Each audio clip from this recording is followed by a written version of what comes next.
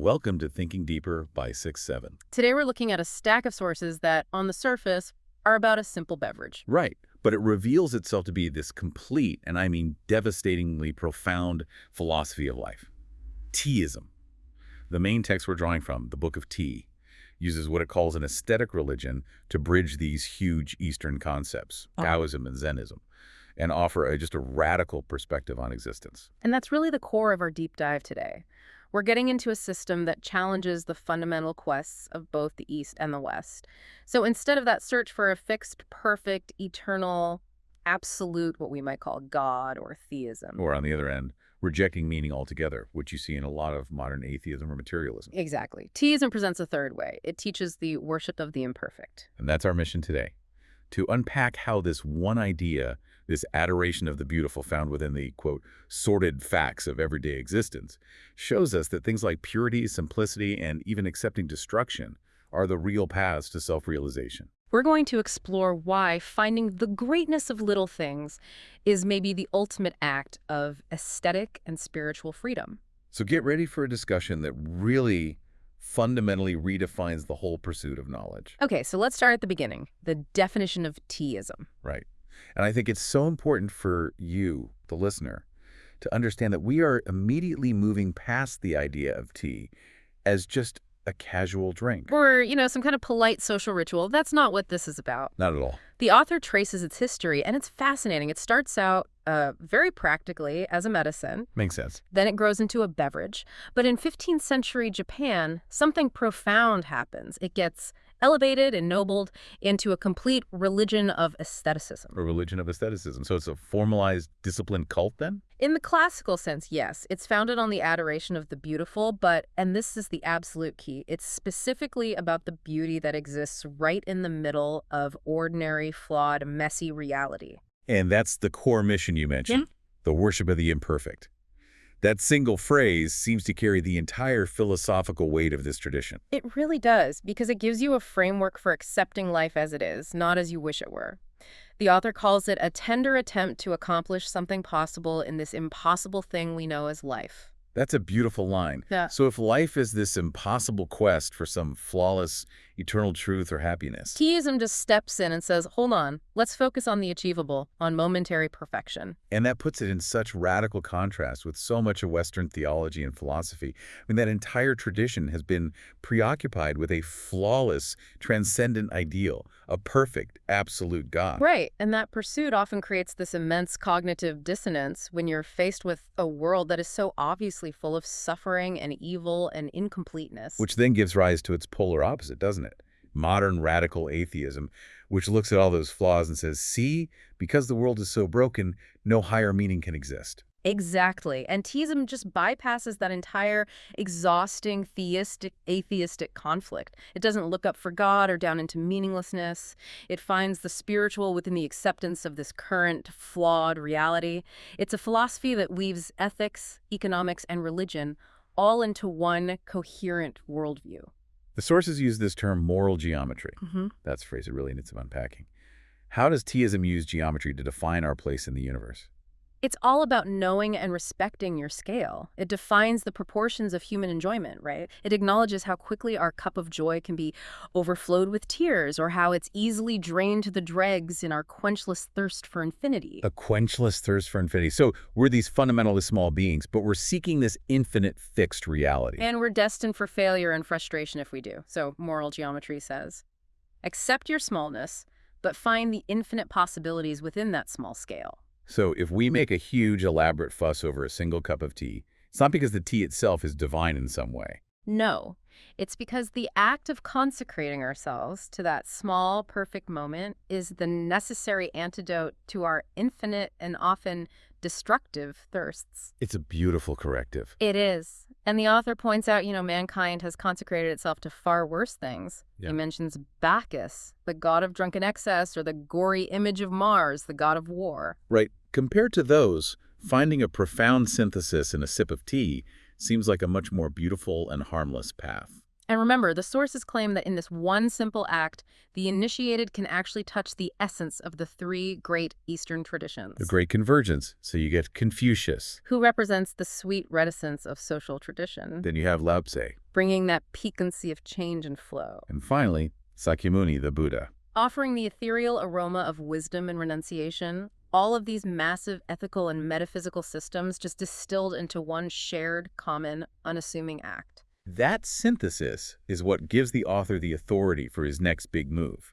which is to use teaism as this philosophical lens to deliver a very pointed, very sharp critique of the Western worldview. And especially its drive for external fixed power. The critique is almost shocking in how direct it is.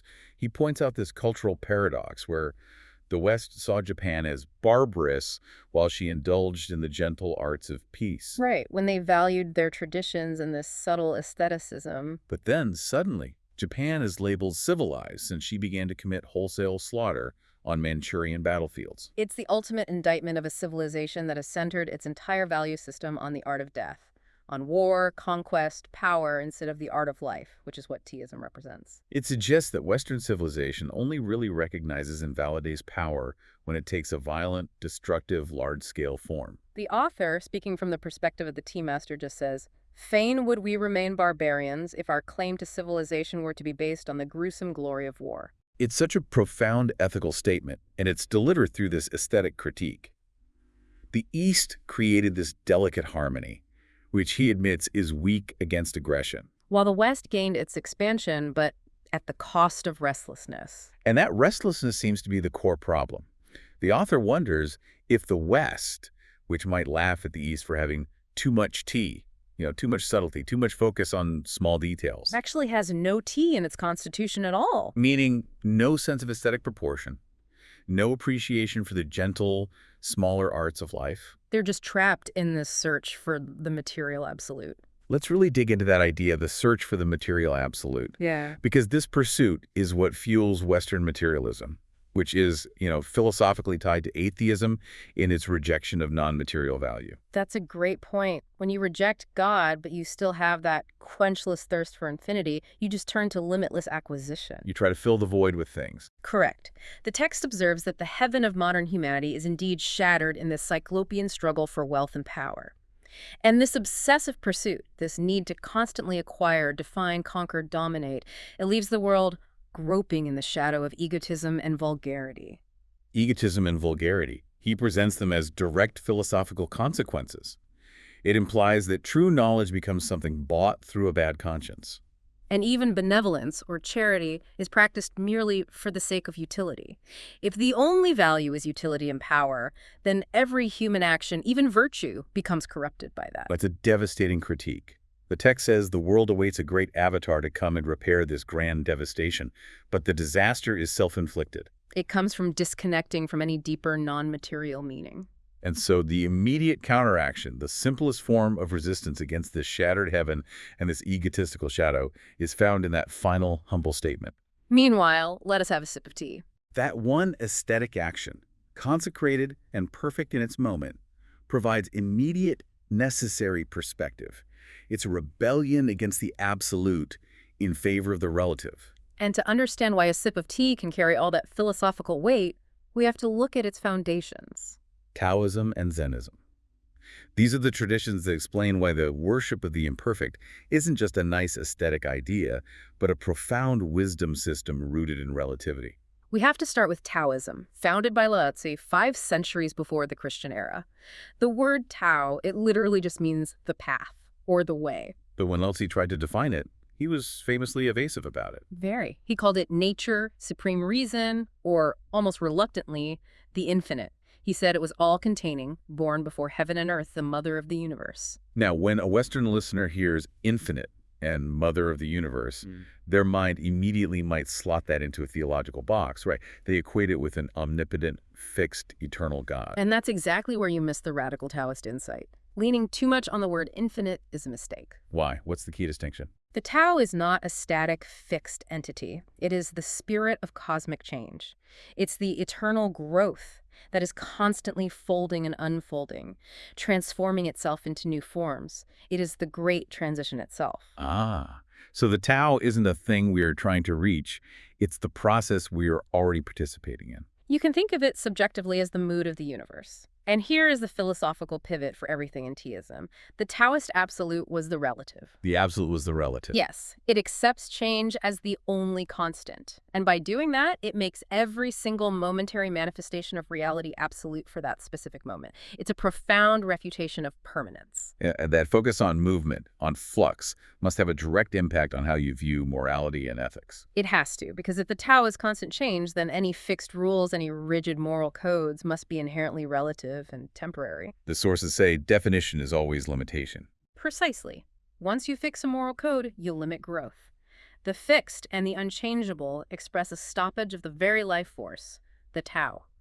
This is why Taoism was so intensely individualistic. It stood in direct opposition to the tradition-bound communism of Confucianism. Confucianism, which was all about social order, demanded adherence to these rigid social structures. And Taoism saw that adherence as a constant sacrifice of the individual to the state. It was a systematic smothering of potential, of change, of growth. So the result, from a Taoist perspective, is that society doesn't teach people to be authentically virtuous. No, it just teaches them to behave properly. It becomes a morality of external compliance, not internal transformation. This skepticism even extends to a critique of organized religion itself. The Taoists saw what they call the commerce of virtue. A commerce of virtue? That sounds incredibly modern. Doesn't it? They saw religion as often being just common morality that was, sanctified with accessories like flowers and music. It's a very cynical take, that people are encouraged to cling to pride by performing these visible virtues, mostly because they're afraid to tell the truth to themselves about their own internal reality. So if virtue is just a commodity, you can buy a ticket to heaven with a prayer, or an honorable citizenship with a diploma. The message there for you, the listener, is just startlingly clear. Stop advertising yourself. The Taoist suggests that if your true usefulness were known, you'd just be knocked down to the highest bidder by the public auctioneer. So instead, embrace the individual path and the virtue of non-attachment. And this radical individualism and love of flux brings us to this core concept of the vacuum, or the principle of nothingness. Taoism argues that only in the vacuum lies the truly essential. Which is another massive challenge to Western utilitarian and materialist thought, which defines reality purely by what's visible and tangible. Let's use the analogy from the text because it's key to their logic. Think about a simple room. What is the reality of that room? A materialist would say the walls, the roof, the floor, the stuff that contains the space. But the Taoist says the reality, the usefulness, is the empty space enclosed by those things. Without the void, it's just a pile of materials. It's the emptiness that makes it functional as a space to live in. Or like a pitcher. The usefulness of a water pitcher is the emptiness inside it where you can put the water. Not the clay or metal that makes up the sides. The philosophical conclusion is profound. Vacuum is all-potent because all-containing. It is the space of possibility. In the vacuum, motion becomes possible, growth becomes possible. So the ultimate art of life is to practice constant readjustment, to make yourself a non-resistant emptiness. Yes.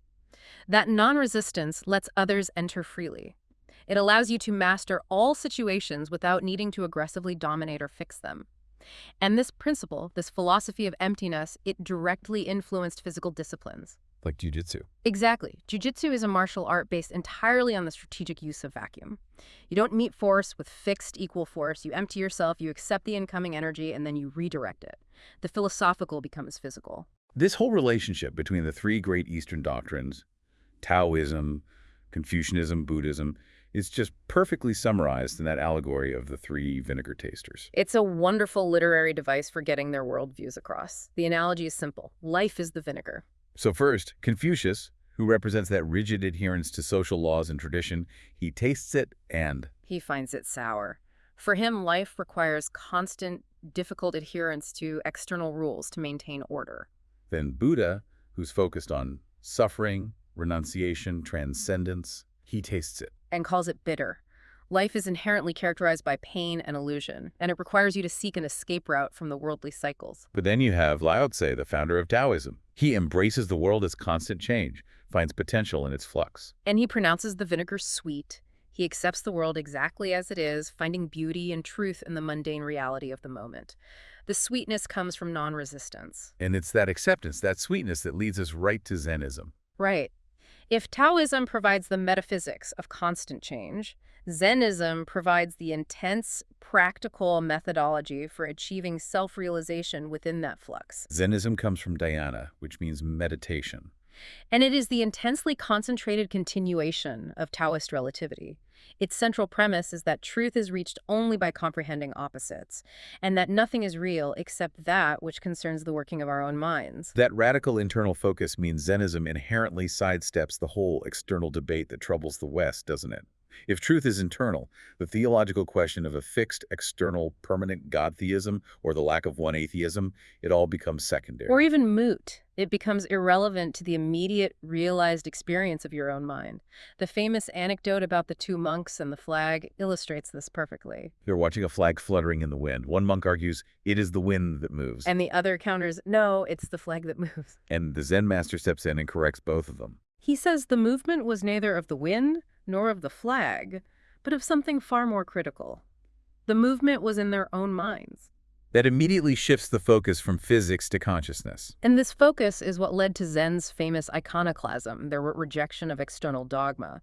They saw words as an encumbrance, scriptures as mere commentaries. Their goal was direct communion, recognizing the Buddha in themselves. That's where self-realization really comes from. The ultimate expression of this has to be the story of Takawasho. Oh, it's a great one. He breaks a wooden Buddha statue to make a fire on a cold day. When he's accused of sacrilege, he just casually says he's looking for the shali, the sacred relics in the ashes. And the shocked observer says, you can't possibly get relics from a wooden image. And Tanka delivers the ultimate Zen mic drop. If I do not, this is certainly not a Buddha, and I am committing no sacrilege. He just dismisses the idol as wood, prioritizing functional necessity and the internal realization of the Buddha nature over any external material worship. So the core philosophical contribution of Zen, the one that flows directly into Teaism, is this absolute equalization of the small and the great. Yes. The idea that an atom possesses equal possibilities with the universe. And that's the foundation of the aesthetic practice. If the infinite possibilities of the universe are contained within a single atom, then the path to perfection is through mastering the small act. Right. The structure of the Zen monastery even institutionalized this. They gave the most respected monks the most irksome and menial tasks, weeding the garden, paring a turnip, or serving tea. Because the ultimate spiritual discipline isn't found in some grand, distant pursuit. It's found in performing the common act perfectly. And that is the exact discipline that teaism formalizes, making the preparation and consumption of tea the daily stage for realizing the infinite in the everyday. So this transition from abstract philosophy, Taoism, and Zen to physical practice, it all happens in the Sukhiya, the tea room. Right, and this space isn't just architecture. It's a meticulously designed, immersive, aesthetic experience that embodies this whole worship of the imperfect. The Sukhiya is an art object in itself. The author defines it with 3 different Chinese characters, right, to reflect its different functions. It is the abode of fancy, the abode of vacancy, and the abode of the unsymmetrical. Okay, let's start with abode of fancy. That implies a poetic impulse, a space completely separate from the material world. Yes, but crucially, it's purposely ephemeral. It's not built for posterity. It's built to last just long enough to serve its immediate purpose. This reflects that deep Buddhist theory of evanescence, that the body itself is just a temporary hut. The architecture is designed to reinforce the idea that beauty is fleeting, momentary, and therefore incredibly precious. And every single element of the entry sequence seems designed to strip you of your external identity and ego. Absolutely. It's all about enforcing the humility required for true appreciation. You start with the roji, the garden path. It's meant to signify the passage into self-illumination. As you walk over the stepping stones, past the moss-covered lanterns, you're supposed to break all connection with the outside, ego-driven, wealth-obsessed world. You're entering a space of serenity and purity, even if the building itself just looks like a straw hut of refined poverty. And then comes the most dramatic physical rule, the entrance. The tiny door requires every single guest, no matter their social standing, a mighty general or a humble monk, to bend down and creep into the room. It's an instantaneous physical crushing of pride and rank. It forces everyone into the same state of humility. Once you're inside, the atmosphere is rigorously controlled to enforce simplicity and draw your focus. The light is subdued, the colors are unobtrusive, and the silence is sacred. The only sound permitted is the singing of the kettle. And that kettle is itself a deliberate acoustic art piece. It's arranged with specific pieces of iron in its bottom to produce a unique melody. A melody that's meant to suggest sounds of nature, a cascade of water, the soughing of pines on a faraway hill, or a rainstorm sweeping through bamboo. That sound alone is the sonic representation of the Tao. It's the changing, natural, eternal rhythm of the cosmos, brought right into that tiny room. Which brings us to the abode of the unsymmetrical. This feels like the most defining aesthetic rule, and the most direct application of Taoist relativity and that principle of the vacuum. It is. Symmetry, which dominated so much of Western classical aesthetics, is actively rejected here. So why is symmetry considered fatal to the imagination in Teaism? Because symmetry suggests completion, finality, repetition. If an object is perfectly symmetrical and complete, your mind has nowhere to go. You're barred from entering the aesthetic dialogue. So true beauty is found when the viewer has to mentally complete the incomplete. You have to enter that aesthetic vacuum and become part of the creative process yourself. This translates into incredibly specific rules for decoration, especially in the tokonoma, that place of honor where a single object is displayed. Oh, the laws are very strict. No color or design should ever be repeated. So if you have a round kettle, the pitcher must be angular. If you have a living flower, you can't have a painting of flowers. And crucially, items are never placed in the exact center of the shelf. Right. Placing the object off-center avoids dividing the space into equal, monotonous halves. It introduces tension, irregularity, and incompleteness, and that forces your eye and your mind to participate in balancing the space. This simplicity, this avoidance of repetition, it feels like a massive critique of the Western obsession with accumulation. It is. The author notes that converting your house into a museum, permanently filled with a vast, static array of art and bric-a-brac, is seen by the Japanese aesthetic as mere vulgar display of riches. The aesthetic demands change, constant readjustment, just like the Tao itself. You only bring in one special art object for an occasion, and everything else is selected to enhance that single theme. It's the philosophy of concentration applied to decoration. You can't truly appreciate one masterpiece while you're being visually bombarded by 10 others. And this leads to the ultimate Taoist view of art appreciation, which is, to truly appreciate art, you must become the object of art itself. We see this so beautifully in the Taoist tale of the taming of the harp. The master, Peiwo, he approaches this wondrous harp, but it resists every musician. It only yields harsh notes. And Peiwo doesn't force his technique or impose his will on it. He left the harp to choose its theme. He effectively merges himself with the instrument. He sings of nature, of seasons, of war, and by listening so completely, the harp's own memories awaken. And when the emperor asks him the secret of his victory, Peiwo's reply is the perfect definition of sympathetic communion. He says, I left the harp to choose its theme, and knew not truly whether the harp had been Peiwo or Peiwo were the harp. Wow. That defines true appreciation as a sympathetic union. It requires you to empty yourself, to become that vacuum, so the work of art can enter and be completed inside your consciousness. Our mind becomes the canvas, our emotions the pigments. The masterpiece becomes part of our own self-realization, but this requires humility from the spectator. Absolutely. The tea master Koborian Shu said, approach a great painting as thou wouldst approach a great prince. You have to lay yourself low and await its least utterance, free of your own ego and preconceived notions. There's that charming confession from the eminent Sung critic. He said in his youth, he praised the masters whose pictures he immediately liked. But as his judgment matured, he realized the shift. He says, I praised myself for liking what the masters had chosen to have me like. That is the ultimate humility applied to taste. It's the acceptance of the artist's superior vision over your own immediate, uncultivated preference. And the modern artist, the author argues, is often so engrossed in technique that he sings only of himself. His work becomes nearer science, but further from humanity. It lacks that crucial crevice in his heart for love to enter and fill up. Vanity is fatal to the sympathetic feeling required for true art. True art is akin to religion. It transcends the self and hallows the union of kindred spirits. So the whole profound structure of Teaism, the relativity of the Tao, the Zen focus on the small, the ephemeral architecture, it all leads to its final and most difficult philosophical application. And that is the acceptance of evanescence, the embrace of death and destruction as a creative force. For a mind that's constantly seeking permanence and stability, this is just a radical departure. It is, but for the Taoist, change isn't unfortunate. It is the fundamental nature of the universe. It's the only thing that is constant. So we have to embrace the pitilessness of the universe. The sources have those powerful, almost cold philosophical statements, Lao Tse declaring, heaven and earth are pitiless. And Kobodaishi asserting that change is the only eternal. So death and life are just counterparts. The night and day of Brahma. They're inseparable elements in the cosmic rhythm. It's only through the necessary disintegration of the old that recreation becomes possible. This isn't fatalism. It's a dynamic understanding that destruction is the necessary precondition for renewal. The absolute is found in the relative cycle of life and death. And this philosophical acceptance translates directly into a specific aesthetic discipline, the cult of flowers established by the tea masters. If change is eternal and destruction enables recreation, then the human must participate in that cycle.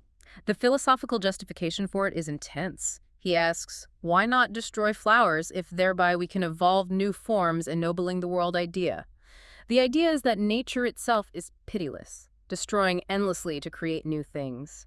The tea master's role is to participate in that cycle consciously, to make the destruction a consecrated act. So the sacrifice is made consciously, and the practitioners atone for it by consecrating themselves to purity and simplicity in the arrangement. They don't just rip flowers from the ground, they meticulously select each branch, each spray, ensuring the whole beauty of the plant's life is momentarily presented, turning a common act into an act of religious veneration. It's about valuing the perfect moment over permanent existence. We see this in the reverence for the Japanese cherry blossoms. Which glory in death. They surrender themselves freely to the winds instead of clinging to the branch until they wither. They sail away on the laughing waters, accepting their fate as part of the eternal current. The most famous example of this aesthetic concentration and this acceptance of sacrifice is that anecdote about the tea master Rikyu and the great despot Hideyoshi. Right. Hideyoshi, the Taiko of Japan, was expecting to see Rikyu's garden, which was famous for its massive, sprawling display of morning glories. He arrives. And he finds the entire garden has been leveled. It's strewn with pebbles. There's not a single flower visible. And the despot is naturally furious. He thinks Rikyu has spited him. But upon entering the tea room, his anger just dissolves. Because on the tokonoma, Rikyu has placed a single morning glory, exquisitely presented in a rare bronze vase. It was the queen of the whole garden. It was Rikyu's lesson. He had chosen one single, perfect, momentary expression of beauty over the entire, overwhelming and repetitive display of the garden. That one flower represented the maximum effect, the highest aesthetic concentration. The whole purpose of the garden was fulfilled in that single, ephemeral moment. And this dedication to making the moment perfect extended to life itself. The tea masters taught that one must make himself beautiful before approaching beauty. They sought perfection everywhere if we only chose to recognize it. They even revolutionized Japanese society by emphasizing sober garments, a serene manner of walking, quiet conversation. So the culmination of teaism, then, is to achieve a beautiful death, to maintain harmony with the great rhythm of the universe, and embrace that final change. And the story of Rikyu's last tea ceremony, conducted just before his self-immolation under the unjust condemnation of Hideyoshi, it stands as the acme of tragic grandeur. The setting itself is just so heavy with meaning. He invites his chief disciples to this final ceremony. The environment is described with this almost supernatural sadness. The trees shudder, whispers of homeless ghosts in the leaves. And in the tokonoma for this final act, there's a hanging scroll by an ancient monk, and it deals specifically with the evanescence of all earthly things. Rikyu serves tea. After everyone drinks, and he drinks last himself, he holds on to the bowl. And he declares, "Never again shall this cup, polluted by the lips of misfortune, be used by man." And he breaks the vessel into fragments. That act might be the most profound philosophical statement in all of teaism. He destroys the masterpiece. He ensures its momentary perfection is never tainted by further use or associated with his misfortune or his death. He values the spiritual integrity of the moment over the material existence of the object. He then puts on his white death robe and addresses the fatal dagger. And his final verse just captures the entire philosophical synthesis of this deep dive. "Welcome to thee, O sword of eternity. Through Buddha and through Dharma alike, thou hast cleft thy way." Wow. The sword is welcomed as the necessary instrument of eternal change. That's the Taoist part.